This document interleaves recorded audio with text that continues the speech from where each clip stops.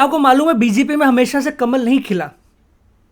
हमेशा से बीजेपी का इलेक्शन सिंबल कमल नहीं था। ना भारतीय जनता पार्टी का नाम पहले के टाइम पर भारतीय जनता पार्टी था। अगर आपको ये जानकारी नहीं मालूम तो इस वीडियो को लास्ट तक देखना। शुरुआत होती है 1951 में, जब भारत में पहली बार अक्टूबर मंथ में चुनाव होते हैं लोकसभा के। लोकसभा के चुनाव में election commission of India her party को एक सिंबल देती है। बीजेपी का पुराना नाम होता है भारतीय जना संघ, BJS, और सिंबल मिलता है दीपक यानी कि लैंप।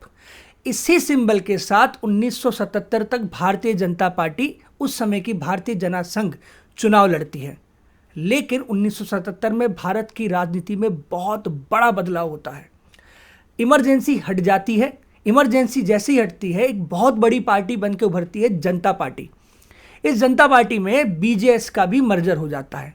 अगर हम बात करें तो यहाँ पे 4 पार्टियां मिलती है, जिसमें कांग्रेस O भी शामिल होती है। कांग्रेस O वो पार्टी थी जो 1969 में कांग्रेस से, यानी कि इंडियन नेशनल कांग्रेस से टूटकर अलग होती है, मिलकर जनता पार्टी का निर्माण करते हैं। 1977 में ये पार्टी भारत में चुनाव जीत जाती है, सरकार बनती है।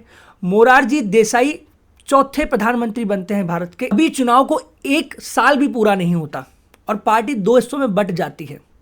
BJS के कुछ पुराने नेता अटल बिहारी वाजपेयी जी को अपना नेता चुन लेते हैं।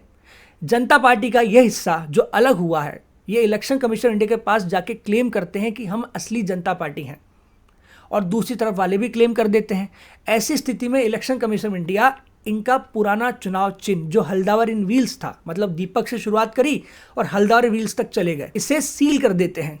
अब बोला जाता है कि कुछ समय बाद निर्णय होगा, तब बताया जाएगा किसकी पार्टी है और किसे कौन सा चुनाव चिन्ह मिलता है। 24 अप्रैल को डिसीजन आता है। डिसीजन में ये कहा जाता है कि अटल बिहारी वाजपेयी जी की जो पार्टी है वही असली जनता पार्टी है, और इसलिए उसका नाम रखा जाता है फाइनली भारतीय जनता पार्टी, और उन्हें सिंबल मिलता है लोटस। तो इस तरह भारतीय जनता पार्टी का जो करंट इलेक्शन सिंबल है वो पार्टी के पास आता है।